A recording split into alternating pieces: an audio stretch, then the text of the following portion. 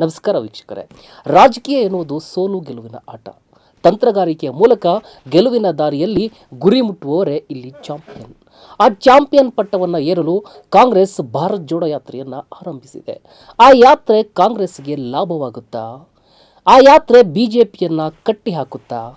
ಇದು ಈ ದಿನದ ಪ್ರೈಮ್ ಸ್ಟೋರಿ. ನಾನು ಗುರುರಾಜ್ ದೇಸಾಯಿ.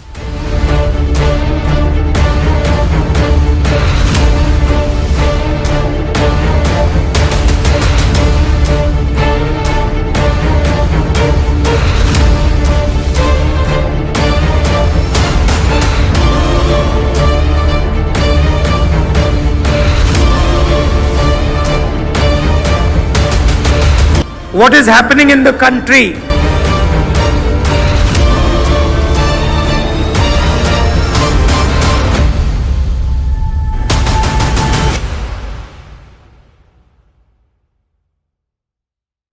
ಮುಂಬರುವ 2024ರ ಚುನಾವಣೆಯಲ್ಲಿ ಬಿಜೆಪಿಯನ್ನು ಎದುರಿಸಲು ಕಾಂಗ್ರೆಸ್ನ ಮಾಸ್ಟರ್ ಸ್ಟ್ರೋಕ್ ಅಂತಾನೆ ಪರಿಗಣಿಸಲಾಗ್ತಾ ಇರುವಂತಹ ಭಾರತ್ ಜೋಡೋ ಯಾತ್ರೆಯನ್ನು ಸೆಪ್ಟೆಂಬರ್ 7ರಂದು ಕನ್ಯಾಕುಮಾರಿಯಿಂದ ಆರಂಭ ಮಾಡಲಾಯಿತು. ಒಟ್ಟು 150 ದಿನಗಳ ಕಾಲ ನಡೆಯುವಂತಹ ಈ ಯಾತ್ರೆ 12ಕ್ಕೂ ಹೆಚ್ಚು ರಾಜ್ಯಗಳಲ್ಲಿ ಸಂಚರಿಸಿ ಕಾಶ್ಮೀರದಲ್ಲಿ ಸಮಾರೋಪಗೊಳ್ಳಲಿದೆ. ಇದೇ ವೇಳೆ ಈ ಯಾತ್ರೆಯನ್ನು ಕಾಂಗ್ರೆಸ್ ಪಕ್ಷದ ಪುನಶ್ಚೇತನ ಕಾರ್ಯಕ್ರಮ ಅಂತೇಳಿ ಹಲವರು ಬಣ್ಣಿಸ್ತಾ ಇದ್ರೆ, ಇನ್ನು ಕೆಲವರು ಇದನ್ನ ರಾಜಕೀಯ ಗಿಮಿಕ್ ಅಂತೇಳಿ ಹೇಳ್ತಾ ಇದ್ದಾರೆ. ಭಾರತ್ ಜೋಡೋ ಯಾತ್ರೆಯು ಬಿಜೆಪಿ ಮಾಡಿದಂತಹ ಹಾನಿಯನ್ನ ಸರಿಪಡಿಸುವಂತಹ ಪ್ರಯತ್ನವನ್ನ ಮಾಡಲಿದೆ ಅಂತೇಳಿ ಕಾಂಗ್ರೆಸ್ ಹೇಳ್ಕೊಳ್ತಾ ಇದೆ. ಭಾರತ್ ಜೋಡೋ ಯಾತ್ರೆಯ ಬಗ್ಗೆ ಬಿಜೆಪಿ ಲೇವಡಿಯನ್ನ ಮಾಡಿದೆ.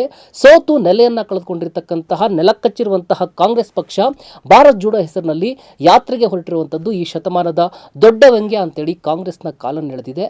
ಇದು ಭಾರತ್ ಜೋಡೋಗಳಲ್ಲ, ಸೀಟುಗಳ ಜೋಡಣೆ ಅಂತೇಳಿ ಸಿಪಿಐಎಂ ಆರೋಪವನ್ನು ಮಾಡಿದೆ. The problem is they do not understand the Indian people. இது பிரச்சனை என்னவென்று சொன்னால் அவர்களுக்கு இன்னும் இந்தியர்களை முழுமையாக புரிந்து கொள்ளவில்லை. Indian people do not get scared.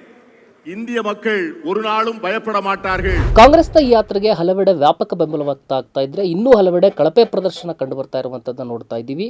ಮನುಷ್ಯ ನೆಮ್ಮದಿಯಿಂದ ಬದುಕಲು ಸಾಧ್ಯವಾಗದೇ ಇರುವಂತಹ ಇಂತಹ ಸನ್ನಿವೇಶದಲ್ಲಿ ಕಾಂಗ್ರೆಸ್ನ ಯಾತ್ರೆ ಜನಸಾಮಾನ್ಯರ ಪರ ನಿಲ್ಲುವಂತಹ ಭರವಸೆಯನ್ನ ತಂದಿದೆ ಅಂತೇಳಿ ಹಿರಿಯ ಚಿಂತಕರಾಗಿರುವಂತಹ ಜಿಪಿ ಬಸವರಾಜ್ ಅವರು ಪ್ರತಿಕ್ರಿಯೆಯನ್ನ ನೀಡಿದ್ದಾರೆ. ಈ ಭಾರತ್ ಜೋಡೋ ಯಾತ್ರೆಯ ಬಗ್ಗೆ ನೀವು ಕೇಳಿದ್ದೀರಿ. ನಾನು ಯಾವ ರಾಜಕೀಯ ಪಕ್ಷದ ಪರವೂ ಅಲ್ಲ, ಆದರೆ ಕೆಲವು ಅಥವಾ ಬಹಳ ಮುಖ್ಯವಾದ ಒಂದೋ ಎರಡೋ ಪಕ್ಷದ ವಿರೋಧಿಯಂತೂ ಹೌದು. ಇವತ್ತು ಇಡೀ ದೇಶದಲ್ಲಿ ಯಾವ ಸ್ಥಿತಿಯಲ್ಲಿದೆ ಅಂದ್ರೆ, ನಾವು ಜನತೆಯ ನೆಲೆಯಲ್ಲಿ ನಿಂತು ಇವತ್ತು ನೋಡಿದರೆ ಮನುಷ್ಯ ನೆಮ್ಮದಿಯಿಂದ ಬದುಕೋಕೆ ಸಾಧ್ಯವಿಲ್ಲದಂತ ವಾತಾವರಣ ಸೃಷ್ಟಿಯಾಗಿದೆ. ಇವತ್ತು ಸಂವಿಧಾನವನ್ನ ನುಚ್ಚು ನೂರು ಮಾಡಿದ್ದಾರೆ. ಅದನ್ನ ಸುಡಬೇಕು ಅಥವಾ ಬದಲಾಯಿಸಬೇಕು ಅನ್ನೋ ಮಾತನ್ನ ನಿರ್ಲಜ್ಜರಾಗಿ ಹೇಳ್ತಾ ಇದ್ದಾರೆ. ಪೊಲಿಟಿಕಲ್ ಪಾರ್ಟಿ ಈ ಮಾತನ್ನ ಹೇಳ್ಬೇಕಾದ್ರೆ ಬಹಳ ಯೋಚನೆ ಮಾಡ್ಬೇಕು. ಆದ್ರೆ ಅಂಥ ಯಾವ ಯೋಚನೆಯೂ ಇಲ್ಲದೆ, ಲಜ್ಜೆಯೂ ಇಲ್ಲದೆ ನಾವು ಸಂವಿಧಾನವನ್ನ ಮನಬಂದಂತೆ ಬದಲಾಯಿಸ್ತೀವಿ ಅಂತ ಹೇಳೋದಾಗ್ಲಿ ಅಥವಾ ಅದನ್ನ ಸುಡ್ಬೇಕು ಅಂತ ಹೇಳೋದಾಗ್ಲಿ, ಅದು ಪ್ರಜಾಪ್ರಭುತ್ವ ವ್ಯವಸ್ಥೆಗೆ ಮಾಡುವ ಬಹಳ ದೊಡ್ಡ ದ್ರೋಹ. ಇವತ್ತು ನಮ್ಮ ಪ್ರಜಾಪ್ರಭುತ್ವ ವ್ಯವಸ್ಥೆ ಇದೆಯಲ್ಲ, ಇದು ಸುಮ್ಮನೆ ಬಂದದ್ದಲ್ಲ. ಅನೇಕರ ಹೋರಾಟದ ಫಲವಾಗಿ ನಮಗೆ ಸ್ವಾತಂತ್ರ್ಯ ಲಭಿಸಿದೆ. ಅದನ್ನ ಬಾಬಾ ಸಾಹೇಬ್ ಅವರ ಪರಿಶ್ರಮದಿಂದ ನಮಗೊಂದು ಸಂವಿಧಾನ ಕೂಡ ಸಿಕ್ಕಿದೆ. ಇದನ್ನ ಗೌರವಿಸ್ಬೇಕು, ನಾವು ಮಾನ್ಯ ಮಾಡ್ಬೇಕು. ಅದರ ಮೂಲಕ ಜನಹಿತವನ್ನ ನಾವು ಕಾಯ್ಕೊಳ್ಬೇಕು. ಆದ್ರೆ ಇವತ್ತು ಧ್ವಜವನ್ನು ಬದಲಾಯಿಸ್ತಾರೆ, ಸಂವಿಧಾನವನ್ನು ಬದಲಾಯಿಸ್ತಾರೆ, ಪ್ರಜಾಪ್ರಭುತ್ವವನ್ನು ಬುಡಮೇಲ್ ಮಾಡ್ತಾರೆ. ಇಂಥ ಪರಿಸ್ಥಿತಿಯಲ್ಲಿ ಜನ ಏನನ್ನ ನಂಬಬೇಕು, ಯಾರನ್ನ ನಂಬಬೇಕು, ಯಾವ ವ್ಯವಸ್ಥೆಯ ಮೇಲೆ ಬದುಕಬೇಕು ಅನ್ನೋ ಚಿಂತೆ ಇದೆಯಲ್ಲ, ಈ ಚಿಂತೆ ನನ್ನನ್ನ ಗಾಢವಾಗಿ ಕಾಡಿದೆ. ಆದ್ರಿಂದ ಇದು ಕಾಂಗ್ರೆಸ್ ಬಹಳ ಸ್ಪಷ್ಟವಾಗಿ ಹೇಳಿದೆ. ಇದು ಕಾಂಗ್ರೆಸ್ ಅನ್ನ ಬಲಪಡಿಸ್ಲಿಕ್ಕೆ, ಕಾಂಗ್ರೆಸ್ಸಿಗೆ ಒಂದು ಹೊಸ ಚೈತನ್ಯ ತುಂಬಲಿಕ್ಕೆ ನಾವು ಮಾಡಿರುವಂತಹ ಒಂದು ಪಾದಯಾತ್ರೆ ಅಂತ ಹೇಳಿದೆ. ನಾವು ಯಾತ್ರೆಗಳನ್ನ ಬಹಳ ನೋಡಿದೀವಿ. ಈ ದೇಶದ ಜನ ಬಹಳ ಯಾತ್ರೆಗಳನ್ನ ನೋಡಿದ್ದಾರೆ, ರಥಯಾತ್ರೆಯನ್ನು ಕೂಡ ನೋಡಿದ್ದಾರೆ, ಅದರ ಪರಿಣಾಮಗಳನ್ನು ಕೂಡ ಅನುಭವಿಸಿದ್ದಾರೆ. ಆದ್ರೆ ಇದು ಭಾರತ್ ಜೋಡೋ ಯಾತ್ರೆ. ಭಾರತ ಈಗ ಛಿದ್ರವಾಗಿದೆ ಅನ್ನೋ ಕಲ್ಪನೆ ಇದರ ಹಿಂದಿದೆ. ಆ ಛಿದ್ರವಾಗಿರುವ ಭಾರತವನ್ನ ಜೋಡಿಸೋದು ಬಹಳ ಮುಖ್ಯವಾದದ್ದು ಅಂತ ಅನಿಸಿದ್ರಿಂದಲೇ ಕಾಂಗ್ರೆಸ್ನಂತ ಒಂದು ಪಾರ್ಟಿ ಈ ಕಾರ್ಯಕ್ರಮವನ್ನು ಕೈಗೆತ್ಕೊಂಡಿದೆ. ಈ ಕಾರ್ಯಕ್ರಮವನ್ನ ಎಲ್ಲಾ ವಿರೋಧ ಪಕ್ಷಗಳು ಸೇರಿ ಮಾಡಿದ್ರೆ ಬಹಳಷ್ಟು ಚೆನ್ನಾಗಿರೋದು ಅಂತ ನನಗೆ ಅನೇಕ ಸಲ ಅನಿಸಿದೆ. ಆದ್ರೆ ಯಾರೇ ಮಾಡ್ಲಿ, ಈ ಕಾಂಗ್ರೆಸ್ಸಿಗೆ ಒಂದು ಇತಿಹಾಸ ಇದೆ, ಒಂದು ಘನತೆ ಇದೆ, ಒಂದು ಗೌರವವಿದೆ, ಅದಕ್ಕೊಂದು ಅನುಭವ ಇದೆ. ಅದೆಲ್ಲದಕ್ಕಿಂತಲೂ ಮುಖ್ಯವಾಗಿ ವಿರೋಧ ಪಕ್ಷವಾಗಿ ಅದಕ್ಕೊಂದು ಧ್ವನಿ ಇದೆ. ಇವತ್ತು ಎಲ್ಲಾ ವಿರೋಧ ಪಕ್ಷಗಳು ಸೇರಿ ಒಂದು ವೇದಿಕೆ ಮಾಡ್ಕೋಬೇಕು ಅಂದ್ರೆ ಅದರಲ್ಲಿ ಕಾಂಗ್ರೆಸ್ ಅನ್ನ ಬಿಟ್ಟು ಮಾಡಕ್ ಬರಲ್ಲ. ಅಂಥ ಒಂದು ಪರಿಸ್ಥಿತಿಯಲ್ಲಿ ಕಾಂಗ್ರೆಸ್ ಈ ಒಂದು ಯಾತ್ರೆಯನ್ನ ಕೈಗೊಂಡಿದೆ. ಇದು ಬಹಳಷ್ಟು ಟೀಕೆಗಳು ಬಂದಿವೆ ಇದ್ರ ಬಗ್ಗೆ. ಇವರು ಕಂಟೈನರ್ ರಾತ್ರಿ ಹೊತ್ತು ತಂಗ್ಲಿಕ್ಕೆ ಮಾಡ್ಕೊಂಡಂತ ಕಂಟೈನರ್ ಬಗ್ಗೆ ಇದೆ. ರಾಹುಲ್ ಗಾಂಧಿ ಅವರ ಟಿ ಶರ್ಟ್ ಬಗ್ಗೆ ಬಹಳ ದೊಡ್ಡ ಕಾಮೆಂಟ್ಗಳು ಬಂದಿವೆ. ಇವೆಲ್ಲ ನನಗೆ ಬಹಳ ಮುಖ್ಯ ಅನ್ಸೋದೇ ಇಲ್ಲ. ಯಾಕೆಂದ್ರೆ ರಾತ್ರಿ ತಂಗ್ಲಿಕ್ಕೆ ಒಂದು ವ್ಯವಸ್ಥೆ ಮಾಡ್ಕೋಬೇಕು. ಅವ್ರಿಗೆ ತಿಳಿದ ರೀತಿಯಲ್ಲಿ ಅದು ಒಂದು ಪಾರ್ಟಿ ತಾನೇ ಬೇಕಾದ ರೀತಿಯಲ್ಲಿ ಮಾಡಿದೆ. ಬಹಳ ಮುಖ್ಯವಾಗಿ ನನಗನ್ಸೋದೇನು ಅಂದ್ರೆ, ಈಗ ಈ ಯಾತ್ರೆ 2 ರಾಜ್ಯಗಳಲ್ಲಿ ಸಂಚಾರ, ಒಂದು ರಾಜ್ಯದಲ್ಲಿ ತಮಿಳುನಾಡಿನಲ್ಲಿ ಮುಗಿಸಿದೆ, ಕೇರಳದಲ್ಲಿ ಮಾಡ್ತಾ ಇದೆ. ಇಲ್ಲಿ ನಾನು ನೋಡಿರುವ ವಿಡಿಯೋಗಳಲ್ಲಿ ಕಾಣ್ತಾ ಇರೋದು ದೃಶ್ಯಗಳು ಎಷ್ಟೊಂದು ಮನಸ್ಸಿಗೆ ಮೆಚ್ಚುಗೆ ಆಗ್ತವೆ ಅಂದ್ರೆ, ಜನ ಬಹಳ ನೊಂದು ಬಿಟ್ಟಿದ್ದಾರೆ. ಸಾಮಾನ್ಯ ಜನ ಅಂತ ನಾವೇನ್ ಹೇಳ್ತೀವಿ, ಅವರು ನಾವೆಲ್ಲರೂ ಸಾಮಾನ್ಯ ಜನರೇ, ನಾವೆಲ್ಲ ಬಹಳ ನೊಂದು ಬಿಟ್ಟಿದೀವಿ. ಯಾಕೆ ಅಂದ್ರೆ ಮುಕ್ತವಾಗಿ ನಾವು ಮಾತಾಡಕ್ ಕೂಡ ಇವತ್ತು ನಮ್ಮ ಚಿಂತಕರು, ಬುದ್ಧಿಜೀವಿಗಳು, ಸಾಹಿತಿಗಳು ಹೆದರ್ತಾರೆ. ಯಾಕೆ ಅಂದ್ರೆ ನಿಮ್ಮನ್ನು ಯಾವುದೇ ಸಂದರ್ಭದಲ್ಲಿ ಅರೆಸ್ಟ್ ಮಾಡಬಹುದು. ಯಾಕೆ ಅಂದ್ರೆ ನಮ್ಮ ಮೂಲಭೂತ ಹಕ್ಕುಗಳಿಗೆ ಬೆಲೆ ಇಲ್ಲದ ಹಾಗೆ ಮಾಡಿದ್ದಾರೆ, ವ್ಯಕ್ತಿ ಸ್ವಾತಂತ್ರ್ಯಕ್ಕೆ ಬೆಲೆ ಇಲ್ಲದ ಹಾಗೆ ಮಾಡಿದ್ದಾರೆ. ಆದ್ರಿಂದ ಅಂಥ ಒಂದು ಪರಿಸ್ಥಿತಿ ಉಂಟಾಗಿದೆ. ಯಾಕೆ ಈ ಪರಿಸ್ಥಿತಿ ಇದೆ ಅಂದ್ರೆ, ಇವತ್ತು ಧರ್ಮದ ಹೆಸರಿನಲ್ಲಿ ನಾವು ಜನರನ್ನ ಹೊಡೆದಿದ್ದೀವಿ. ನಾವು ಅಂದ್ರೆ ಆಡಳಿತ ಪಕ್ಷ ಇದೆಯಲ್ಲ ಕೇಂದ್ರದಲ್ಲಿ, ಅದು ಬಿಜೆಪಿ, RSS, ಹಿಂದೂ ಸಂಘಟನೆ ಮತ್ತು ಈ ಸಂಘಟನೆಗಳಿಗೆ ಸೇರಿದಂತ ಎಲ್ಲ ಶಕ್ತಿಗಳು ಈ ದೇಶದ ಜನರನ್ನ ಜೋಡಿಸ್ಬೇಕಾಗಿತ್ತು. ಅವರ ರಾಜಕೀಯ ಅಜೆಂಡಾ ಏನೇ ಇರ್ಲಿ, ಜನರನ್ನು ಹೊಡೆಯೋದಿದೆಯಲ್ಲ ಅದು ಮಹಾ ದ್ರೋಹದ ಕೆಲಸ. ಇದು ಧರ್ಮದ ಹೆಸರಿನಲ್ಲಿ ಹೊಡೆದಿದ್ದಾರೆ, ಭಾಷೆ ಹೆಸರಿನಲ್ಲಿ ಹೊಡೆದಿದ್ದಾರೆ, ಪ್ರದೇಶದ ಹೆಸರಿನಲ್ಲಿ ಹೊಡೆದಿದ್ದಾರೆ, ಸಂಸ್ಕೃತಿಯ ಹೆಸರಿನಲ್ಲಿ ಹೊಡೆದಿದ್ದಾರೆ. ಈ ಹೊಡೆಯುವ ಕೆಲಸ ಇದೆಯಲ್ಲ ನಿತ್ಯ ನಡೀತಾ ಇದೆ. ಇದೆಲ್ಲದ್ರಿಂದ ಏನಾಗಿದೆ ಅಂದ್ರೆ ಸಾಮಾನ್ಯನ ಬದುಕು ಬಹಳ ದುರ್ಭರವಾಗಿದೆ. ಅಲ್ಪ ಸಮುದಾಯಗಳಿದಾವಲ್ಲ, ಮುಸ್ಲಿಮರು ಇರ್ಬೋದು, ಕ್ರಿಶ್ಚಿಯನ್ ಇರ್ಬೋದು, ಅಥವಾ ಬೇರೆ ಬೇರೆ ಸಣ್ಣ ಸಣ್ಣ ಸಮುದಾಯಗಳು ಭಯದಲ್ಲಿ, ಆತಂಕದಲ್ಲಿ ಪ್ರತಿ ದಿನವನ್ನು ಎಣಿಸಬೇಕಾದಂತಹ ಒಂದು ಸಂದರ್ಭ ಇದೆ. ಇದು ಇಡೀ ದೇಶವನ್ನ ಛಿದ್ರ ಮಾಡಿದೆ. ಈ ಹೊತ್ತಿನಲ್ಲಿ ಒಂದು ಭಾರತ್ ಜೋಡೋ ಯಾತ್ರೆ ಇದೆಯಲ್ಲ, ಯಾವ ಪಕ್ಷವೇ ಮಾಡಲಿ, ಏನೇ ಅಜೆಂಡಾ ಇರಲಿ, ಅದರದ್ದು ಒಂದು ಜನರನ್ನ ಜೋಡಿಸ್ಬೇಕು, ದೇಶವನ್ನ ಜೋಡಿಸ್ಬೇಕು. ಜನ ಪರಸ್ಪರ ನಂಬಿಕೆಯಿಂದ ವರ್ತಿಸ್ಬೇಕು.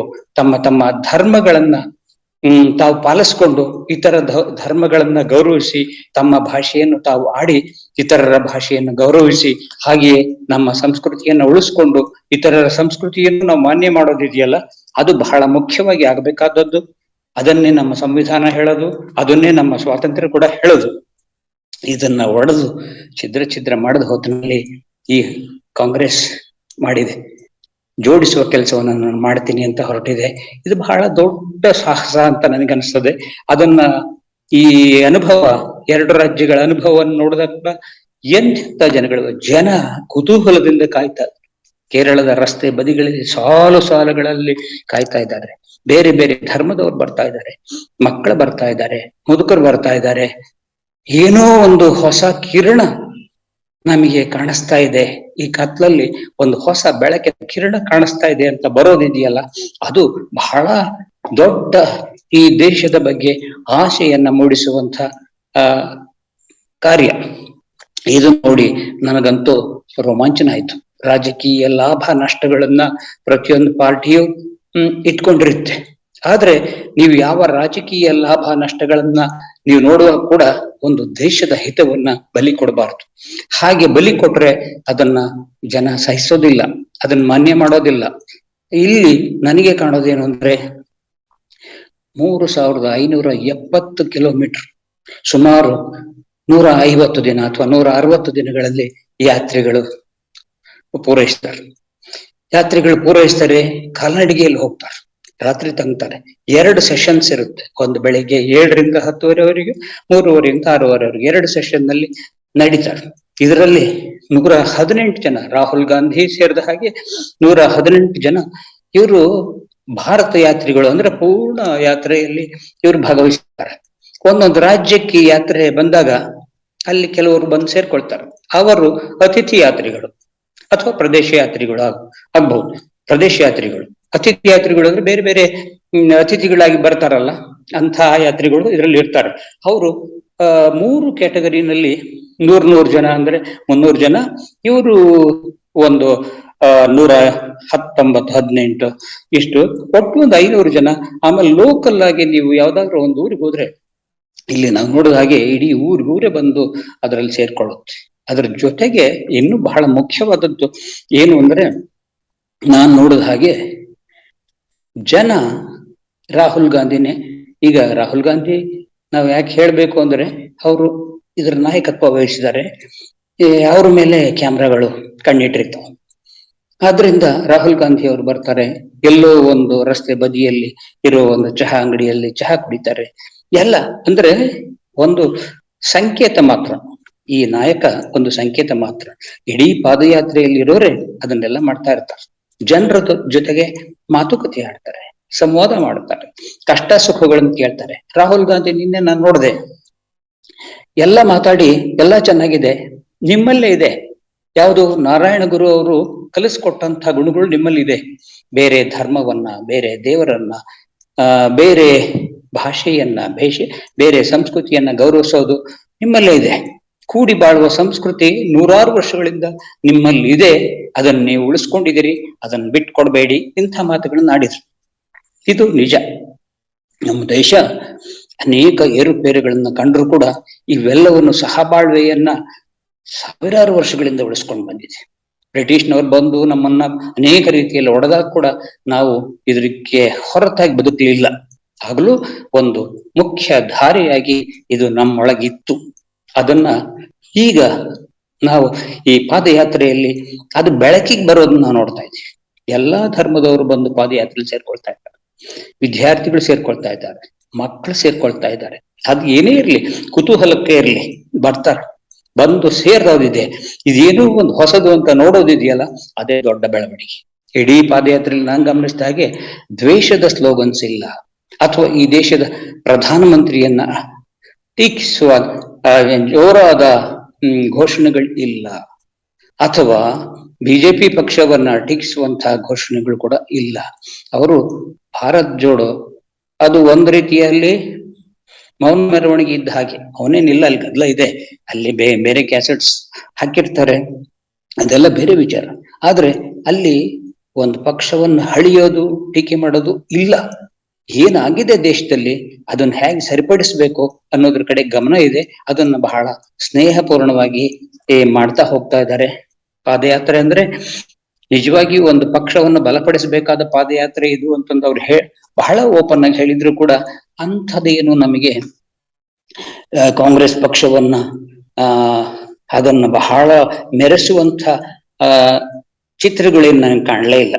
ಅಲ್ಲಿ ನಿಜವಾಗಿಯೂ ಭಾರತ್ ಜೋಡೋ ಅನ್ನೋದ್ರ ಹಿಂದೆ ಇರುವಂತಹ ಒಂದು ಕಳಕಳಿ ಇದೆಯಲ್ಲ, ಆ ಕಳಕಳಿ ಮಾತ್ರ ಬಹಳ ಪ್ರಧಾನವಾಗಿದೆ. ರಾಜಕೀಯ ನಾಯಕರುಗಳು ಯಾವ ಪಕ್ಷದವರೇ ಆಗ್ಲಿ, ಹೀಗೆ ಜನರ ಮಧ್ಯದಲ್ಲಿ ಬರ್ಬೇಕು. ಜನರ ಮಧ್ಯದಲ್ಲಿ ಬಂದಾಗ ಏನಾಗುತ್ತೆ ಅಂದ್ರೆ, ಜನರ ಸಮಸ್ಯೆಗಳು ತಿಳಿತದೆ, ಜನ ಬದುಕುವ ರೀತಿಗಳು ಗೊತ್ತಾಗುತ್ತೆ, ಜನ ಸಂಸ್ಕೃತಿ ಗೊತ್ತಾಗುತ್ತೆ, ಜನರ ಭಾಷೆ ಗೊತ್ತಾಗುತ್ತೆ. ಇವೆಲ್ಲವೂ ರಾಜಕಾರಣಿಗಳಿಗೆ ಗೊತ್ತಾದಾಗ ನಮ್ಮ ರಾಜಕೀಯ ನಡೆಗಳು ಬೇರೆ ರೀತಿ ಇರ್ತಾವ. ನಾವು ಹೀಗೆ ದೇಶವನ್ನು ಛಿದ್ರ ಮಾಡುವಂತ ಕಾರ್ಯಕ್ರಮಗಳಿಗೆ ಕೈ ಹಾಕಲ್ಲ.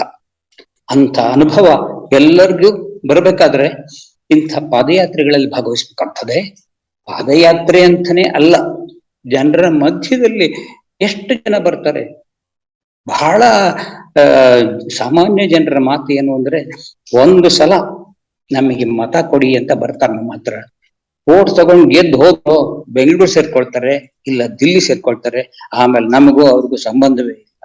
ಇದು ಕೊನೆಯ ಪಕ್ಷ ಇಂಥ ಪಾದಯಾತ್ರೆಯ ಮೂಲಕವಾದರೂ ನಾವು ಜನರ ಹತ್ರ ಬರೋದಿದೆಯಲ್ಲ, ಅದು ಬಹಳ ದೊಡ್ಡದು. ಕೆಲವು ನೀತಿ ನಿಯಮಗಳನ್ನು ಕೂಡ ಈ ಪಾದಯಾತ್ರೆಯಲ್ಲಿ ಪಾಲಿಸ್ತಾ ಇದ್ದಾರೆ. ಒಂದು ದಿನಕ್ಕೆ 20-25 ಕಿಲೋಮೀಟರ್ ನಡಿಲೇಬೇಕು ಅನ್ನೋದು ಒಂದು. ಅದರಿಂದ ಇನ್ನೇನಲ್ಲದೆ ಇದ್ರೂ ಕೂಡ ಪ್ರತಿಯೊಬ್ಬರು ಅದ್ರಲ್ಲಿ ಭಾಗವಹಿಸಿದವರ ಆರೋಗ್ಯ ಅಂತೂ ಖಂಡಿತವಾಗಿ ಇಂಪ್ರೂವ್ ಆಗುತ್ತೆ. ಒಂದು. ಎರಡನೇದು, ಆ ಕಂಟೈನರ್ ಅದರಲ್ಲೆಲ್ಲ ವಾಸ ಮಾಡೋರು ಅಲ್ಲಿ ಬಹಳ ಸ್ಪಷ್ಟವಾಗಿದೆ. ಕೆಲವು ಇಲ್ಲಿ ಮದ್ಯಪಾನಕ್ಕೆ ಅವಕಾಶ ಇಲ್ಲ, ಧೂಮಪಾನಕ್ಕೆ ಅವಕಾಶ ಇಲ್ಲ. ಇಂಥವೆಲ್ಲ ಇವು ಒಂದು ಅರ್ಥದಲ್ಲಿ ನಮ್ಮ ಮೌಲ್ಯವನ್ನ ಎತ್ತಿ ಹಿಡಿಯುವ ಕಡೆಗೆ ನಡೆಸಿದಂತ ಪ್ರಯತ್ನಗಳು. ಇವತ್ತು ಯಾವುದು ಗುಟ್ಟಾಗೇನಿಲ್ಲ, ಮದ್ಯ ಸೇವಿಸೋರು ಆಗ್ಲಿ, ತಂಬಾಕು ಹಾಕೋರಾಗ್ಲಿ, ಇವೆಲ್ಲ ಗುಡ್ಡಿನ ಸಂಗತಿಗಳಲ್ಲ. ಆದ್ರೆ ಗಾಂಧಿ ಮೌಲ್ಯಗಳನ್ನ ನಾವು ಯಾವುದಾದ್ರೂ ರೀತಿಯಲ್ಲಿ ಎತ್ತಿ ಹಿಡಿಯೋದಿದೆಯಲ್ಲ, ಅದು ಬಹಳ ದೊಡ್ಡದದು. ಒಂದು ರೀತಿಯ ಸರಳ ಬದುಕು ಕೂಡ ಇಲ್ಲಿ ಊಟ ವೆಜಿಟೇರಿಯನ್ ಅಂತ ನಾನು ಇದರಲ್ಲಿ ಓದಿದೆ. ಅಂದ್ರೆ ಬಹಳ ಲಕ್ಸುರಿಯಸ್ ಆಗಿ ಇದನ್ನ ನಡೆಸಬೇಕು ಅನ್ನೋದು ಅವ್ರ ಉದ್ದೇಶ ಅಲ್ಲ. ಬಹಳ ಸರಳವಾಗಿ, ಬಹಳ ಮೌಲ್ಯಯುತವಾಗಿ ಜನರ ಹತ್ರಕ್ಕೆ ಹೋಗೋ ಹಾಗೆ ಮಾಡೋದೆ ಇದೆಲ್ಲದರ ಮುಖ್ಯ ಉದ್ದೇಶ ಅನ್ನೋದಿದೆಯಲ್ಲ, ಅದು ಈ ಪಾದಯಾತ್ರೆಗೆ ಬಹಳ ಅರ್ಥವನ್ನ, ಆಯಾಮಗಳನ್ನ ತಂದುಕೊಡುತ್ತೆ.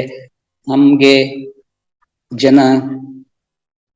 ನಮ್ಮ ಜನ ಒಳ್ಳೆದನ್ನ ಗೌರವಿಸುವ ಗುಣವನ್ನ ಈಗಲೂ ಇಟ್ಕೊಂಡಿದ್ದಾರೆ. ಒಳ್ಳೆಯ ಮಾತುಗಳನ್ನ ಯಾರಾದ್ರೂ ಹೇಳಿದ್ರೆ, ಯಾವ ಪಕ್ಷದವರೇ ಆಗಿರ್ಲಿ, ಅದನ್ನ ಕೇಳ್ತಾರೆ, ಅದನ್ನ ಗೌರವಿಸ್ತಾರೆ. ಇವನು ನಮ್ಮವನು ಅಂತಂದು ಕೂಡ ಗುರುತಿಸ್ತಾರೆ. ಅಂತ ಒಂದು ಗುರುತಿಸುವ ಕೆಲಸವನ್ನ ಇದು ಪಾದಯಾತ್ರೆ ಎನ್ನುವ ಐಡಿಯಾವನ್ನ ಕಾಂಗ್ರೆಸ್ ಪಾರ್ಟಿಗೆ ಯಾರು ಕೊಟ್ರೋ ಏನು, ಆದ್ರೆ ಇದರ ಹಿಂದೆ ಇರುವಂತ ಧ್ಯೇಯ ಇದೆಯಲ್ಲ, ಅದು ಬಹಳ ದೊಡ್ಡದು. ಜನರ ಜೊತೆಗೆ ಬೆರೆಯೋದಿದೆಯಲ್ಲ, ಅದೇ ಯಾತ್ರೆ. ಅದಕ್ಕಿಂತಲೂ ದೊಡ್ಡದು ರಾಜಕಾರಣಿಗಳಿಗೆ ಅಂತೂ ಖಂಡಿತವಾಗಿಯೂ ಇರಲಾರದು. ಕಾಂಗ್ರೆಸ್ ನಷ್ಟದಲ್ಲಿದೆ, ಅವನತಿಯ ಅಂಚಿನತ್ತ ಸಾಗ್ತಾ ಇದೆ. ಸಾಲು ಸಾಲು ಸೋಲನ್ನ ಕಂಡಿರುವಂತಹ ಕಾಂಗ್ರೆಸ್ಗೆ ಈ ಭಾರತ್ ಜೋಡೋ ಲಾಭವಾಗಬಹುದು. ಆದ್ರೆ ಅಧಿಕಾರಕ್ಕೆ ಬರುತ್ತಾರಾ ಅಂತ ಹೇಳಿ ಈಗಲೇ ಹೇಳೋದಕ್ಕೆ ಕಷ್ಟ ಆಗುತ್ತೆ ಅಂತೇಳಿ ಹಿರಿಯ ಪತ್ರಕರ್ತ BM ಹನೀಫ್ ಅವರು ಪ್ರತಿಕ್ರಿಯೆಯನ್ನ ನೀಡಿದ್ದಾರೆ. ಕಾಂಗ್ರೆಸ್ ಪಕ್ಷದ ಭಾರತ್ ಜೋಡೋ ಯಾತ್ರೆ ಒಂದು ದೃಷ್ಟಿಯಲ್ಲಿ ಆ ಪಕ್ಷದ ಪುನಶ್ಚೇತನಕ್ಕೆ ಬಹಳ ಒಳ್ಳೆಯ ಉಪಕ್ರಮ ಅಂತ ನನಗನ್ಸುತ್ತೆ. ಕಳೆದ ಹಲವು ವರ್ಷಗಳಿಂದ ಕಾಂಗ್ರೆಸ್ ಪಕ್ಷದ ಸ್ಥಿತಿಗತಿ ಅಷ್ಟು ಚೆನ್ನಾಗಿಲ್ಲ. 2014ರ ಲೋಕಸಭಾ ಚುನಾವಣೆ, 2019ರ ಲೋಕಸಭಾ ಚುನಾವಣೆ ಎರಡರಲ್ಲೂ ಕೂಡ ರಾಹುಲ್ ಗಾಂಧಿಯವರೇ ಪಕ್ಷದ ನೇತೃತ್ವವನ್ನು ವಹಿಸಿದ್ರು. ಆದರೆ ಎರಡೂ ಚುನಾವಣೆಗಳಲ್ಲಿ ಕಾಂಗ್ರೆಸ್ ದಯನೀಯವಾದಂತಹ ಒಂದು ಸೋಲನ್ನು ಕಂಡಿದೆ. ಒಂದು ಕಾಲದಲ್ಲಿ ರಾಷ್ಟ್ರವನ್ನು ಆಳ್ತಾ ಇದ್ದಂತಹ ದೆಹಲಿಯಲ್ಲಿ ಒಕ್ಕೂಟ ಸರ್ಕಾರ ಮತ್ತು ಹಲವು ರಾಜ್ಯಗಳಲ್ಲಿ ರಾಜ್ಯ ಸರ್ಕಾರಗಳನ್ನು ಹೊಂದಿದ್ದಂತಹ ಕಾಂಗ್ರೆಸ್ ಪಕ್ಷ ಇವತ್ತು ತನ್ನ ರಾಜಕೀಯ ಅಸ್ತಿತ್ವವನ್ನೇ ಉಳಿಸಿಕೊಳ್ಳುವುದಕ್ಕಾಗಿ ಒಂದು ದೊಡ್ಡ ಹೋರಾಟವನ್ನು ಮಾಡಬೇಕಾದಂತಹ ಸಂದರ್ಭದಲ್ಲಿ ಇದೆ. ಈ ಹಿನ್ನೆಲೆಯಲ್ಲಿ ರಾಹುಲ್ ಗಾಂಧಿಯವರು ಕನ್ಯಾಕುಮಾರಿಯಿಂದ ಕಾಶ್ಮೀರದವರೆಗೆ ಏನು ಭಾರತ್ ಜೋಡೋ ಪಾದಯಾತ್ರೆಯನ್ನು ಮಾಡ್ತಾ ಇದ್ದಾರೆ, ಅದು ಪಕ್ಷದ ಪುನಶ್ಚೇತನದ ದೃಷ್ಟಿಯಿಂದ ಒಳ್ಳೆಯ ಕ್ರಮ ಅಂತೇಳಿ ನನಗನ್ನಿಸ್ತಾ ಇದೆ. ಅವರು ಹಾದು ಹೋಗ್ತಾ ಇರುವಂತಹ ರಾಜ್ಯಗಳು ಮತ್ತು ಪ್ರದೇಶಗಳಿಗೆ ಸಂಬಂಧಿಸಿ ಹಲವು ಟೀಕೆಗಳು ಈಗಾಗಲೇ ಮಾಧ್ಯಮಗಳಲ್ಲಿ ವರದಿಯಾಗಿವೆ. ಕೇರಳದಲ್ಲೇ ಅಷ್ಟು ದಿನಗಳ ಪಾದಯಾತ್ರೆ ಯಾಕೆ ಮಾಡ್ತೀರಿ? ತಮಿಳುನಾಡು, ಕೇರಳದಲ್ಲಿರುವಂತಹ ಆಳುವ ಪಕ್ಷಗಳು ಯಾವುದು? ಅಲ್ಲಿ ಪಾದಯಾತ್ರೆಯ ಉದ್ದೇಶ ಏನು? ಉತ್ತರ ಪ್ರದೇಶದಲ್ಲಿ ಬಿಜೆಪಿ ಆಳಕ್ಕೆ ಮಾಡ್ತಿರುವಂತಹ ಒಂದು ರಾಜ್ಯದಲ್ಲಿ ಅದ್ಯಾಕೆ ಬರೇ 3 ದಿನಗಳ ಪಾದಯಾತ್ರೆ ಇಟ್ಕೊಂಡಿದ್ದೀರಿ ಮುಂತಾದಂತಹ ಪ್ರಶ್ನೆಗಳು ಈಗಾಗಲೇ ರಾಹುಲ್ ಗಾಂಧಿ ಅವರಿಗೆ ಮಾಧ್ಯಮಗಳ ಮೂಲಕ ಎದುರಾಗಿವೆ. ಈ ಪ್ರಶ್ನೆಗಳು ಕೂಡ ಬಹಳ ತರ್ಕಬದ್ಧವಾಗಿಯೇ ಇದೆ. ಹಾಗಂತ ಹೇಳಿ ಕಾಂಗ್ರೆಸ್ ಪಕ್ಷದವರು ಏನು ಪಾದಯಾತ್ರೆ ಮಾಡ್ತಾ ಇದ್ದಾರೆ, ರಾಹುಲ್ ಗಾಂಧಿ ಏನು ಅದಕ್ಕೆ ನೇತೃತ್ವ ವಹಿಸಿದ್ದಾರೆ, ಆ ದಾರಿ ಯಾವುದಿರಬೇಕು ಅನ್ನೋದನ್ನು ವಿರೋಧ ಪಕ್ಷಗಳು ನಿರ್ಧಾರ ಮಾಡಲಿಕ್ಕೆ ಆಗೋದಿಲ್ಲ. ಅದನ್ನ ಕಾಂಗ್ರೆಸ್ ಪಕ್ಷವೇ ಮಾಡಬೇಕಾಗುತ್ತೆ, ಅದು ಮಾಡಿದೆ. ಈ ಹಿಂದೆ ಮಾಜಿ ಪ್ರಧಾನಿ ಚಂದ್ರಶೇಖರ್ ಅವರು ಕೂಡ ಒಂದು ಭಾರತ ಯಾತ್ರಾ ಅಂತ ಮಾಡಿದ್ರು. ಬಹಳ ದೊಡ್ಡ ಮಟ್ಟದಲ್ಲಿ ಅದು ಆ ಸಂದರ್ಭದಲ್ಲಿ ಜನರ ಮೇಲೆ ತನ್ನ ಪರಿಣಾಮವನ್ನು ಬೀರಿದೆ. ಯಾವುದೇ ರಾಜಕಾರಣಿಯಾದರೂ ಪಾದಯಾತ್ರೆಯ ಮೂಲಕ ನಡೆದುಕೊಂಡು ಹೀಗೆ ಹೋಗ್ತಾ ಇರಬೇಕಾದ್ರೆ ದಾರಿಯಲ್ಲಿ ಜನರ ಜೊತೆ ಒಡನಾಟ ಮಾಡೋದು, ಆಮೇಲೆ ಎಲ್ಲಿ ವಾಸ್ತವ್ಯ ಹುಡುಕ್ತಾರೆ ಅಲ್ಲಿ ಸಣ್ಣ ಪುಟ್ಟ ಸಭೆಗಳನ್ನು ಮಾಡೋದು, ಜನರ ಜೊತೆಗೆ ಮಾತಾಡೋದು, ಇದೆಲ್ಲ ಬಹಳ ಒಳ್ಳೆಯದೇ ಇದು. ಯಾಕೆಂತ ಹೇಳಿದ್ರೆ ಇದರಲ್ಲಿ ಎರಡು ಉಪಕಾರಗಳಿವೆ. ಮೊದಲನೇದು ಪಕ್ಷಕ್ಕೆ ಏನಾದರೂ ಒಂದು ರಾಜಕೀಯ ಲಾಭ ಆಗ್ಬೋದು ಅನ್ನುವಂಥದ್ದು. ಎರಡನೇದು ಒಬ್ಬ ರಾಜಕಾರಣಿ ಭಾರತದ ಹಳ್ಳಿಗಳನ್ನ, ಭಾರತದ ನಗರಗಳನ್ನ, ಅರೆ ನಗರಗಳನ್ನ, ಕುಗ್ರಾಮಗಳನ್ನ ಹೀಗೆ ಹಾದು ಹೋಗ್ತಾ ಪಾದಯಾತ್ರೆಯ ಮೂಲಕ ನಿಜವಾದ ಭಾರತ ಏನು ಅನ್ನೋದನ್ನು ತಿಳಿದುಕೊಳ್ಳಿಕ್ಕೆ ಸಹಾಯ ಆಗುತ್ತೆ. ರಾಹುಲ್ ಗಾಂಧಿಯವರ ಈ ಪಾದಯಾತ್ರೆಗೆ, ಭಾರತ್ ಜೋಡೋ ಯಾತ್ರೆಗೆ ಸಂಬಂಧಿಸಿ ಹೇಳೋದಾದ್ರೆ, ಇದರಿಂದ ಅವರ ಪಕ್ಷಕ್ಕೆ ಏನಾದರೂ ಸಹಾಯ ರಾಜಕೀಯವಾಗಿ ಆಗಬಹುದಾ ಅನ್ನೋದು ಇನ್ನೂ ಸ್ವಲ್ಪ ಚರ್ಚೆಯ ವಿಷಯವಾಗಿ ಉಳ್ಕೊಂಡಿದೆ. ಈಗಲೇ ನಾವು ಇದನ್ನು ಹೇಳಲಿಕ್ಕೆ ಆಗೋದಿಲ್ಲ, ಈ ಪ್ರಶ್ನೆಗೆ ಉತ್ತರ ಹೇಳಲಿಕ್ಕೆ ಆಗೋದಿಲ್ಲ.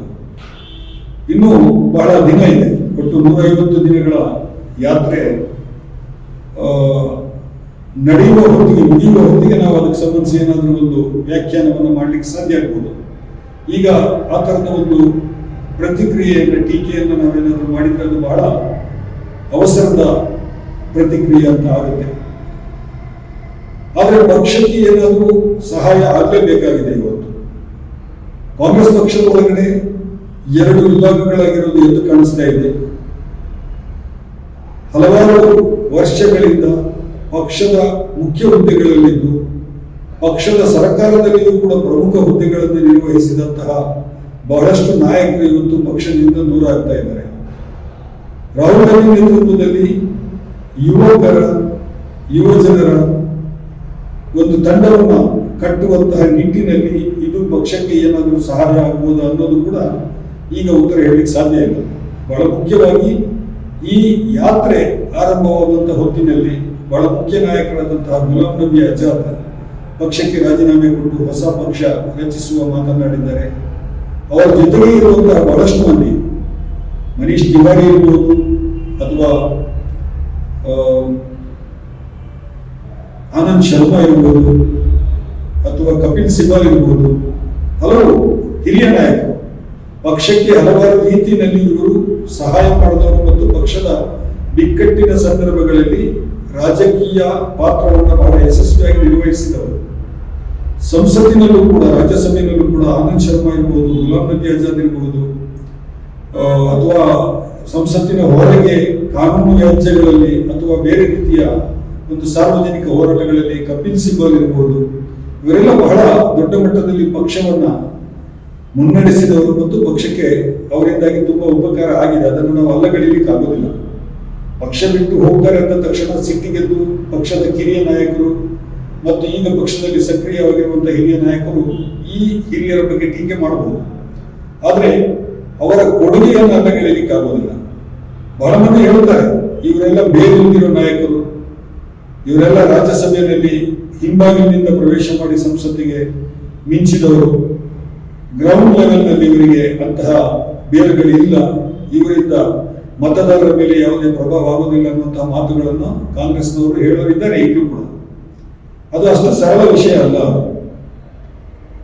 ಇಲೆಕ್ಷನ್ ನಲ್ಲಿ ಗೆಲ್ಲೋದು ಸೋಲೋದು ಅದು ಪ್ರತಿಯೊಬ್ಬ ನಾಯಕರು ಕೂಡ ಅನುಭವಿಸುವಂತದ್ದೇ. ಈಗ ಉತ್ತರ ಪ್ರದೇಶದಲ್ಲಿ ಏನು ಅಮೇಠಿ ಮತ್ತು ರಾಯ್ಬರೇಲಿ 2 ಕ್ಷೇತ್ರಗಳು ಒಂದು ಕಾಲದಲ್ಲಿ ಕಾಂಗ್ರೆಸ್ನ ಬಹಳ ಭದ್ರಕೋಟೆ ಅಂತ ಇದ್ದಿದ್ದು, ಇವತ್ತು ಅಮೇಠಿನಲ್ಲಿ ಕಳ್ಕೊಂಡಿದ್ದಾರೆ. ಅಲ್ಲಿ ಬಂದಿರುವಂತಹ ಬಿಜೆಪಿ ನಾಯಕಿ ಸ್ಮೃತಿ ಇರಾನಿ ಅವರೊಂದು ಸದ್ಯಕ್ಕೆ ಆ ಕ್ಷೇತ್ರವನ್ನ ಕಾಂಗ್ರೆಸ್ಗೆ ಮರಳು ಪಡೆಯಲಿಕ್ಕೆ ಆಗದಿರುವಂತಹ ಒಂದು ವಾತಾವರಣವನ್ನು ಅಲ್ಲಿ ಸೃಷ್ಟಿ ಮಾಡಿದ್ದಾರೆ. ರಾಹುಲ್ ಗಾಂಧಿ ಅವರು ಅವಾಗ ಏನ್ ಮಾಡಿದ್ರು, ಕೇರಳಕ್ಕೆ ಬಂದು ವಯನಾಡಿನಲ್ಲಿ ಅವರು ತಮ್ಮ ಹೊಸ ಕ್ಷೇತ್ರವನ್ನ, ಲೋಕಸಭಾ ಕ್ಷೇತ್ರವನ್ನ ಕಂಡುಕೊಂಡ್ರು. ವಯನಾಡಿನಲ್ಲಿ ಅವರು ಲೋಕಸಭೆಗೆ ಚುನಾವಣೆಗೆ ನಿಂತಿದ್ದಾಗ ನಾನು ನನ್ನ ಪತ್ರಿಕೆಯ ಪರವಾಗಿ ಸಮೀಕ್ಷೆ ಮಾಡಲಿಕ್ಕೆ ಹೋಗಿದ್ದೆ. ನಾನು 4-5 ದಿನ ಅಲ್ಲಿ ತಿರುಗಾಡಿದ್ದೆ ನಾನು ಆ ಕ್ಷೇತ್ರದಲ್ಲಿ. ಆ ಚುನಾವಣೆಯಲ್ಲಿ ಬಹಳ ಆಶ್ಚರ್ಯಕರ ಅನ್ನುವ ರೀತಿಯಲ್ಲಿ ರಾಹುಲ್ ಗಾಂಧಿ ಅವರಿಗೆ ಬಹಳ ದೊಡ್ಡ ಮಟ್ಟದ ಒಂದು ಬೆಂಬಲ ಸಿಕ್ಕಿತ್ತು. ನಾನೇ ಹಳ್ಳಿಗಳಲ್ಲಿ ತಿರುಗಾಡಿ ಮಾತನಾಡಿದಾಗ ಬಹಳಷ್ಟು ಮಂದಿ ಕಮ್ಯುನಿಸ್ಟ್ ಪಕ್ಷದ ಯುವ ಕ್ಯಾಡರ್ಗಳು, ಬಹಳಷ್ಟು ಮಂದಿ ಯುವಕರು, ಇಲ್ಲ ನಾವು ಈ ಸಲ ರಾಹುಲ್ ಗಾಂಧಿಗೆ ವೋಟ್ ಹಾಕ್ತೇವೆ ನಾವು ಅಂತ ಹೇಳಿದ್ರು ಸ್ಪಷ್ಟವಾಗಿ. ಯಾಕೆ ಅಂತ ನಾನು ಪ್ರಶ್ನೆ ಮಾಡಿದಾಗ ಅವರಲ್ಲಿ ಹೆಚ್ಚಿನವರು ಹೇಳಿದ್ದು, ವಯನಾಡು ಬಹಳ ಹಿಂದುಳಿದ ಕ್ಷೇತ್ರ ಕೇರಳದಲ್ಲಿ, ಇಲ್ಲಿ ಬಹಳಷ್ಟು ಅಭಿವೃದ್ಧಿ ಕಾರ್ಯಗಳಾಗಬೇಕು, ಇಲ್ಲಿಗೆ ರೈಲು ಸಂಪರ್ಕ ಇಲ್ಲ, ರೈಲು ಸಂಪರ್ಕ ಬೇಕು, ತೋಟದ ಬೆಳೆಗಳು ಬಹಳ ಇದೆ, ಅದಕ್ಕೆ ಸಂಬಂಧಿಸಿದ ಬೇರೆ ಬೇರೆ ಕಾರ್ಯಕ್ರಮಗಳು, ಯೋಜನೆಗಳು ಇಲ್ಲಿ ಜಾರಿಗೆ ಬರಬೇಕು. ಆ ಕಾರಣಕ್ಕಾಗಿ ನಾವು ರಾಷ್ಟ್ರ ಮಟ್ಟದಲ್ಲಿ ಒಂದು ದೊಡ್ಡ ಹೆಸರಿರುವಂತಹ ರಾಹುಲ್ ಗಾಂಧಿ ನಮಗೆ ಸಂಸದರಾಗಿ ಇಲ್ಲಿ ಆಯ್ಕೆ ಆದರೆ ನಮಗೆ ಅನುಕೂಲ ಆಗುತ್ತೆ ಕ್ಷೇತ್ರದ ಅಭಿವೃದ್ಧಿಗೆ ಅನ್ನುವಂತಹ ಮಾತನ್ನ ಬಹಳ ಮಂದಿ ಮತದಾರರು ಅವತ್ತು ಹೇಳಿದ್ರು. ಅವರು ಹೇಳಿದ ಭವಿಷ್ಯ ಕೂಡ ನಿಜವಾಯಿತು. ಸುಮಾರು 4 ಲಕ್ಷ ಮತಗಳ ಅಂತರದಿಂದ ರಾಹುಲ್ ಗಾಂಧಿ ಅವರು ಅಲ್ಲಿ ವಿಜೇತರಾಗಿ ಲೋಕಸಭೆಯನ್ನು ಪ್ರವೇಶಿಸಿದರು. ಆದರೆ ಈಗ ವಯನಾಡಿಗೆ ಹೋಗಿ ಮತದಾರರನ್ನ ಮಾತಾಡಿಸಿದ್ರೆ ವಿರುದ್ಧವಾದಂತಹ ಒಂದು ಅಭಿಪ್ರಾಯ ನಮಗೆ ಕಾಣಸಿಗುತ್ತೆ. ನಾನು ಇತ್ತೀಚೆಗೆ ಹೋಗಿದ್ದೆ. ಬಹಳಷ್ಟು ಮಂದಿ ರಾಹುಲ್ ಗಾಂಧಿ ಅವರ ಒಂದು ಏನು ಕಾರ್ಯಚಟುವಟಿಕೆ ಇದೆ, ತಮ್ಮ ಲೋಕಸಭಾ ಕ್ಷೇತ್ರಕ್ಕೆ ಸಂಬಂಧಿಸಿ ಕೂಡ ಅವರು ಕೆಲಸ ಮಾಡುವ ರೀತಿ ಇದೆ, ಅದರಿಂದ ಬಹಳಷ್ಟು ಮಂದಿ ಭ್ರಮ ನಿರಸನರಾಗಿದ್ದಾರೆ. ಹಾಗಾಗಿ ಮುಂದಿನ ಸಲ ವಯನಾಡಿನಲ್ಲಿ ಲೋಕಸಭಾ ಚುನಾವಣೆಗೆ ಏನಾದರೂ ನಿಂತರೆ ರಾಹುಲ್ ಗಾಂಧಿ ಗೆಲ್ತಾರ ಅನ್ನೋದಕ್ಕೆ ಸ್ಪಷ್ಟ ಉತ್ತರ ಕೊಡೋದು ಇವತ್ತು ಅಷ್ಟು ಸುಲಭ ಇಲ್ಲ. ಬಹಳ ಕ್ವಶನ್ ಮಾರ್ಕ್, ಈ ಪ್ರಶ್ನೆಗೆ ಉತ್ತರ ಕ್ವಶನ್ ಮಾರ್ಕ್ ಕಾಣಿಸುತ್ತೆ ನಮಗೆ. ಈ ಹಿನ್ನೆಲೆಯಲ್ಲಿ ರಾಹುಲ್ ಗಾಂಧಿ ಅವರು ತಮ್ಮ ನಾಯಕತ್ವವನ್ನು ಬಿಗಿಪಡಿಸೋದಕ್ಕೆ, ಮತ್ತಷ್ಟು ಬಲಪಡಿಸೋದಕ್ಕೆ ಸಾಧ್ಯ ಆಗುತ್ತಾ ಅನ್ನೋದನ್ನು ನಾವು ಸ್ವಲ್ಪ ಈ ಪಾದಯಾತ್ರೆಯ ಹಿನ್ನೆಲೆಯಲ್ಲಿ ಗಮನಿಸಬೇಕಾಗುತ್ತೆ.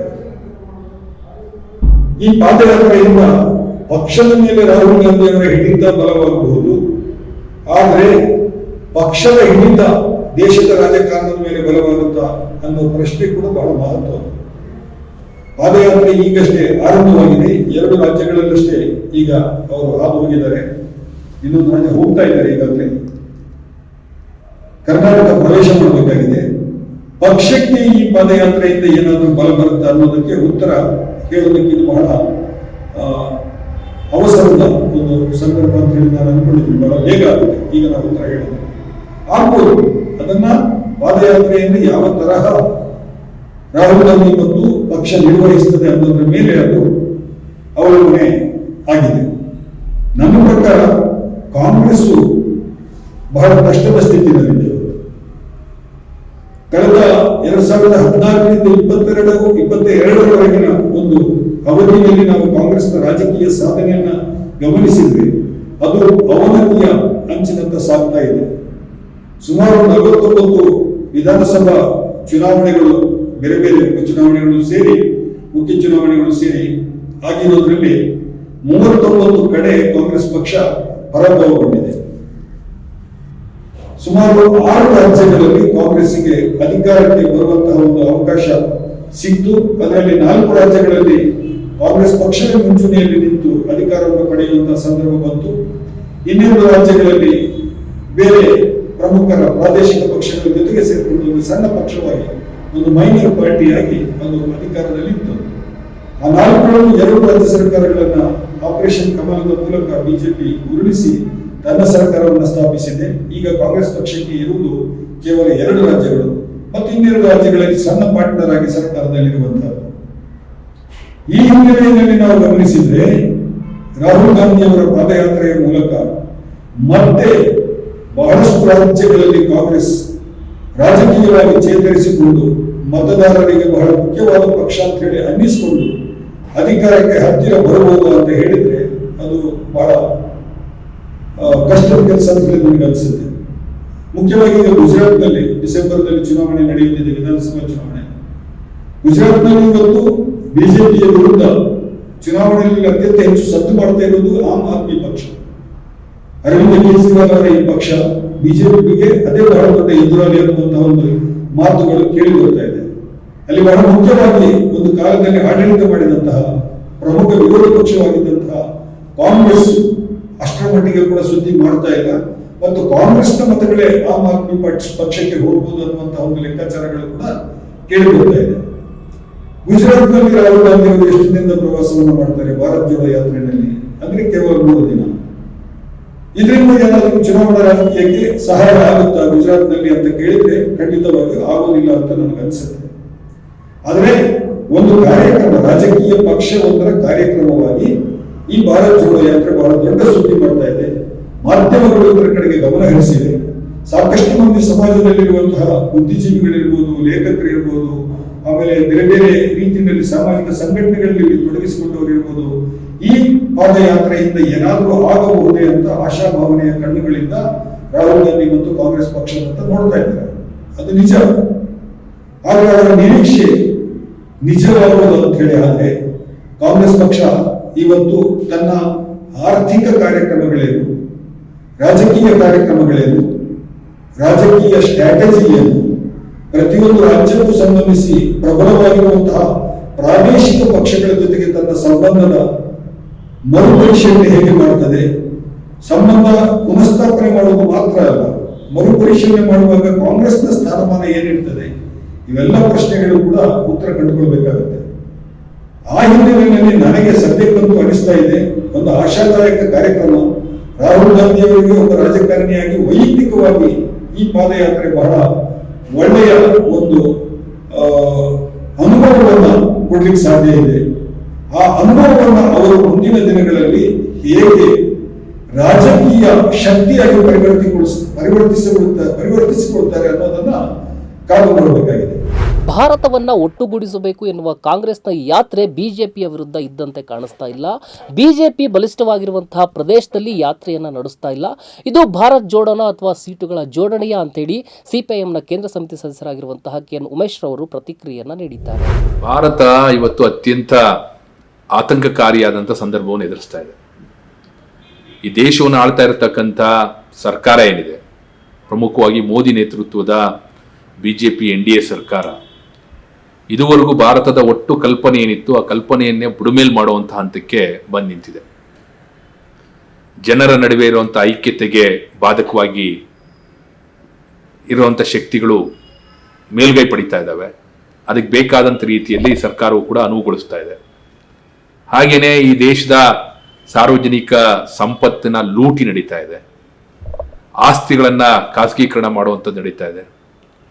ಹಾಗೆ ಈ ದೇಶದ ಎಲ್ಲವನ್ನೂ ಕೂಡ ಕಾರ್ಪೊರೇಟ್ ಬಂಡವಾಳಗಾರರಿಗೆ ತೆರೆದಿಡುವಂತ ಒಂದು ಪ್ರಕ್ರಿಯೆ ತೀವ್ರಗತಿಯಲ್ಲಿ ನಡೀತಾ ಇದೆ. ಹಾಗಾಗಿ ಮೋದಿ ಅವರ ಸರ್ಕಾರ ಅಂತ ಹೇಳಿದ್ರೆ ಅದು ಕಾರ್ಪೊರೇಟ್ ಕೋಮುವಾದಿ ದುಷ್ಟ ಕೂಟದ ಒಂದು ಸರ್ಕಾರ ಅನ್ನುವಂಥದ್ದನ್ನ ನಾವು ಗಮನಿಸಬೇಕಾಗ್ತದೆ. ಇಂಥ ಒಂದು ಸಂದರ್ಭದಲ್ಲಿ ಈ ಸರ್ಕಾರವನ್ನ ಮತ್ತೆ ಈ ಸರ್ಕಾರದ ಜನವಿರೋಧಿಯಾದಂಥ ಮತ್ತೆ ಭಾರತ ವಿರೋಧಿಯಾದಂಥ ದೇಶ ವಿರೋಧಿಯಾದಂಥ ನೀತಿಗಳನ್ನ ಸೋರಿಸಲಿಕ್ಕೆ ಈ ಬಿಜೆಪಿಯೇತರ ಎಲ್ಲ ಶಕ್ತಿಗಳು ಕೂಡ ಒಂದುಗೂಡಬೇಕಾದಂಥ ಅಗತ್ಯ ಅನಿವಾರ್ಯವಾಗಿದೆ.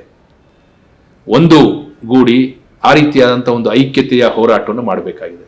ಇಂಥ ಒಂದು ಸಂದರ್ಭದಲ್ಲಿ ನಾವು CPM ಮತ್ತು ಎಡಪಕ್ಷಗಳು ಒಂದು ಕಡೆ ನಮ್ಮದೇ ಆದಂಥ ರೀತಿಯಲ್ಲಿ ಹೋರಾಟಗಳನ್ನು ಮಾಡ್ತಿದ್ದೀವಿ. ಇತರೆ ಪ್ರಜಾಸತ್ತಾತ್ಮಕ ಶಕ್ತಿಗಳು ಒಂದು ಕಡೆ ಹೋರಾಟಗಳನ್ನು ಮಾಡ್ತಿದ್ದಾವೆ. ಜಾತ್ಯತೀತ ಶಕ್ತಿಗಳು ಕೂಡ ಹೋರಾಟವನ್ನು ಮಾಡ್ತಿದ್ದಾವೆ. ಪ್ರಾದೇಶಿಕವಾದಂಥ ಪಕ್ಷಗಳು ಅವರ ಜೊತೆ ಇರ್ತಕ್ಕಂಥ ಜನವೂ ಕೂಡ ಅವರದೇ ಆದಂಥ ರೀತಿಯಲ್ಲಿ ತಮ್ಮದೇ ಆದಂಥ ರೀತಿಯಾದಂಥ ಪ್ರತಿರೋಧವನ್ನು ಪ್ರತಿಭಟನೆಯನ್ನು ವ್ಯಕ್ತಪಡಿಸುವಂಥ ಪ್ರಕ್ರಿಯೆಗಳನ್ನು ನಡೆಸ್ತಿದ್ದಾವೆ. ಇಂಥ ಒಂದು ಸಂದರ್ಭದಲ್ಲಿ ಇವತ್ತು ಮೋದಿಯವರ BJP ಆಡಳಿತಕ್ಕೆ ಪರ್ಯಾಯವೇ ಇಲ್ಲ ಅನ್ನುವಂಥ ಸಂದರ್ಭ ಇರುವಂಥ ಸಂದರ್ಭದಲ್ಲಿ BJP ಇತರ ಎಲ್ಲ ಶಕ್ತಿಗಳು ಒಂದುಗೂಡಿ ಆ ಭಾರತವನ್ನು ಉಳಿಸುವಂಥ ಪ್ರಕ್ರಿಯೆಯನ್ನು ಮಾಡಬೇಕಾಗ್ತದೆ. ಯಾಕೆಂದರೆ ಭಾರತವನ್ನು ಬದಲಾಯಿಸಲಿಕ್ಕೆ ಎನ್ನುವಂಥದ್ದು CPMನ ನಿಲುಮೆ ಆಗಿದೆ. ಈ ಸಂದರ್ಭ ಇರುವಾಗ ಭಾರತ ರಾಷ್ಟ್ರೀಯ ಕಾಂಗ್ರೆಸ್ಸು ರಾಹುಲ್ ಗಾಂಧಿ ಅವರ ನೇತೃತ್ವದಲ್ಲಿ ಭಾರತ್ ಜೋಡೋ ಅಂತೇಳಿ ಯಾತ್ರೆಯನ್ನು ಮಾಡ್ತಿದ್ದಾರೆ. ಅವ್ರು ಯಾತ್ರೆ ಮಾಡೋದಕ್ಕೆ ಒಳ್ಳೇದು, ಮಾಡಲಿ. ಆದರೆ ಸಮಸ್ಯೆ ಇರೋದೇನೆಂದರೆ ಕಾಂಗ್ರೆಸ್ನ ತನ್ನ ಎಂದಿನ ಚಾಳಿ ಇದೆಯಲ್ಲ, ಆ ಎಂದಿನ ಚಾಳಿಯ ಭಾಗವಾಗಿಯೇ ಅದು ಮುಂದುವರಿತಾ ಇದೆ ಅಂತ ಅನಿಸುತ್ತೆ. ಅವರು ಯಾವುದೇ ಸಂದರ್ಭದಲ್ಲೂ ಕೂಡ ದೃಢವಾದಂಥ ಹೋರಾಟವನ್ನ ಈ ಕೋಮುವಾದಿ ಶಕ್ತಿಗಳ ವಿರುದ್ಧ ಆಗಲಿ ಅಥವಾ ಸೈದ್ಧಾಂತಿಕವಾದಂಥ ಸಂಘರ್ಷವನ್ನ ಅವ್ರ ವಿರುದ್ಧವಾಗಲಿ ಮಾಡಲಿಕ್ಕೆ ತಯಾರಿಲ್ಲ ಅನ್ನುವಂಥದ್ದು ಪದೇ ಪದೇ ಸಾಬೀತಾಗ್ತಾ ಬರ್ತಾ ಇದೆ. ಈ ಭಾರತ್ ಜೋಡೋ ಯಾತ್ರೆ ಅವ್ರು ಏನ್ ಮಾಡ್ತಿದ್ದಾರೆ, 150 ದಿನಗಳ ಸುಮಾರು 3,500 ಕಿಲೋಮೀಟರ್ಗಳ ಯಾತ್ರೆ ಅಂತ ಹೇಳಿ, ಈ ಯಾತ್ರೆಯ ಅವ್ರು ಹೇಳ್ತಿರ್ತಕ್ಕಂಥ ಮಾತಿದೆಯಲ್ಲ, ಇಡೀ ಭಾರತವನ್ನು ಒಂದುಗೂಡಿಸ್ಬೇಕು ಅಂತ. ಭಾರತ ಈಗಾಗಲೇ ಒಂದುಗೂಡಿದೆ. ಇದನ್ನ ವಿಚ್ಛಿದ್ರಗೊಳಿಸುವಂತ ಕೆಲಸವನ್ನ ವಿಚ್ಛಿದ್ರಕಾರಿ ಶಕ್ತಿಗಳು, ಕೋಮುವಾದಿ ಶಕ್ತಿಗಳು ಮಾಡ್ತಿದ್ದಾವೆ. ಆ ಶಕ್ತಿಗಳನ್ನು ಹಿಮ್ಮೆಟ್ಟಿಸಬೇಕಾಗ್ತದೆ. ಭಾರತ ಒಂದುಗೂಡಿರ್ತಕ್ಕಂಥ ಭಾರತ 75 ವರ್ಷಗಳನ್ನ ಈ ದೇಶದಲ್ಲಿ ಐಕ್ಯತೆಯಿಂದ ಸಮಗ್ರವಾಗಿ ಸವಾಲನ್ನು ಎದುರಿಸ್ತಾ ಬಂದಿದೆ. ಒಂದು ಜಾತ್ಯತೀತವಾದಂಥ, ಒಂದು ಧರ್ಮ ನಿರಪೇಕ್ಷವಾದಂಥ ಒಂದು ಗಣರಾಜ್ಯವನ್ನ ಕಟ್ಕೊಂಡು ಬೆಳೀತಾ ಬಂದಿದೆ. ಅನೇಕ ಸವಾಲುಗಳನ್ನ, ಎದುರುತೊಡರುಗಳನ್ನ ಎದುರಿಸ್ತಾ ಬಂದಿದೆ. ಆ ಸವಾಲು ಎದುರುತೊಡರುಗಳ ಜೊತೆಗೆ ಇವತ್ತಿರ್ತಕ್ಕಂಥ RSS ನಿಯಂತ್ರಿತವಾದಂಥ BJP ಸರ್ಕಾರ, ಮೋದಿಯವರ ನೇತೃತ್ವದಲ್ಲಿ ಇವತ್ತು ಒಂದು ದೊಡ್ಡ ಸವಾಲಾಗಿ ಭಾರತದ ಐಕ್ಯತೆಗೆ ಬಂದು ನಿಂತಿದೆ, ಜನರ ಐಕ್ಯತೆಗೆ ಬಂದು ನಿಂತಿದೆ.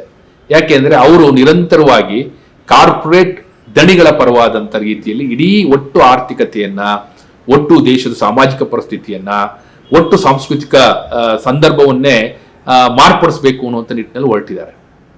ಹಾಗಾಗಿ ಈ ದೇಶದಲ್ಲಿ ನಾವೇನ್ ಕಂಡಿದ್ವಿ, ಒಕ್ಕೂಟ ವ್ಯವಸ್ಥೆಯನ್ನು ಕೂಡ ಹಾಳು ಮಾಡುವಂಥ ಕೆಲಸವನ್ನು ಅವ್ರು ಮಾಡ್ತಿದ್ದಾರೆ.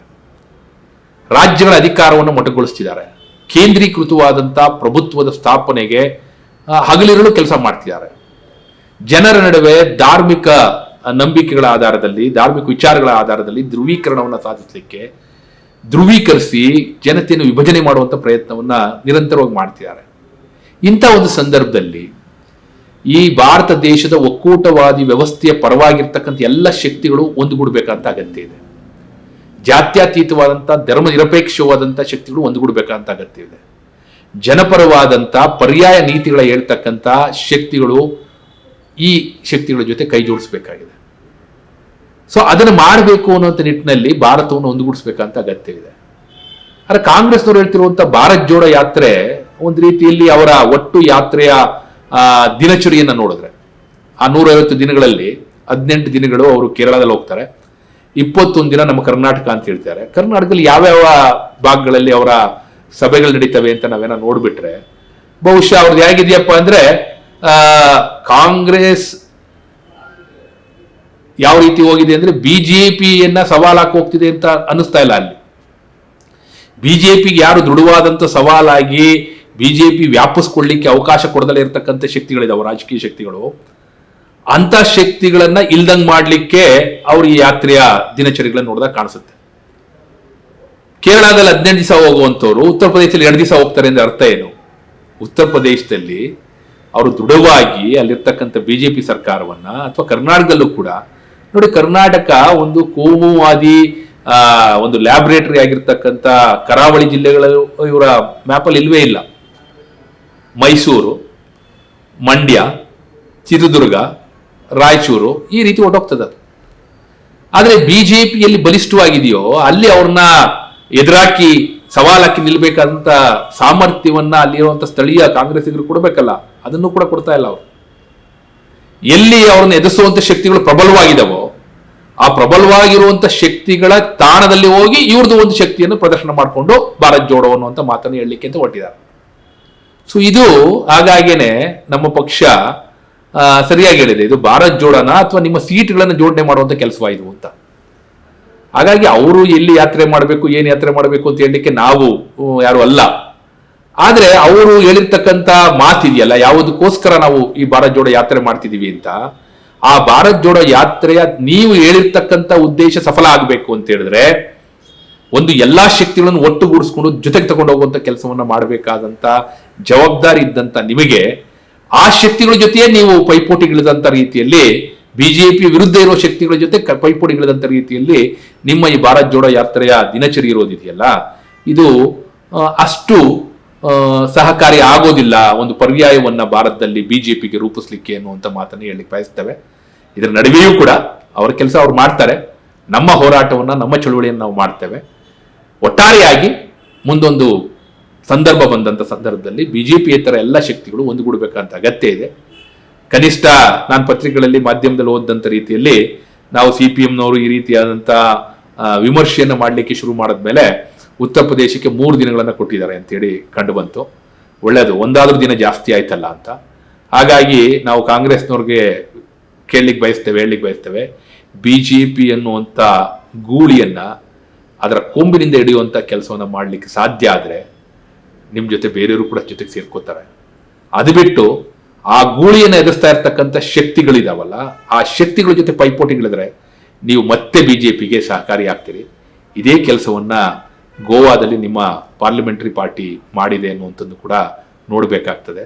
ಹಾಗಾಗಿ ನೀವು ಈ ರೀತಿಯಂಥ ಮೃದುವಾದಂಥ ರೀತಿಯಲ್ಲಿ ತೋರಿಕೆಗಾಗಿ ಯಾತ್ರೆ ಇದೆಯಲ್ಲ, ಇದು ಪರ್ಯಾಯವನ್ನು ರೂಪಿಸೋದ್ರಲ್ಲಿ ಸಹಕಾರಿ ಆಗಲ್ಲ ಅನ್ನುವಂಥ ಮಾತನ್ನು ಹೇಳಿ ಬಯಸ್ತೇವೆ.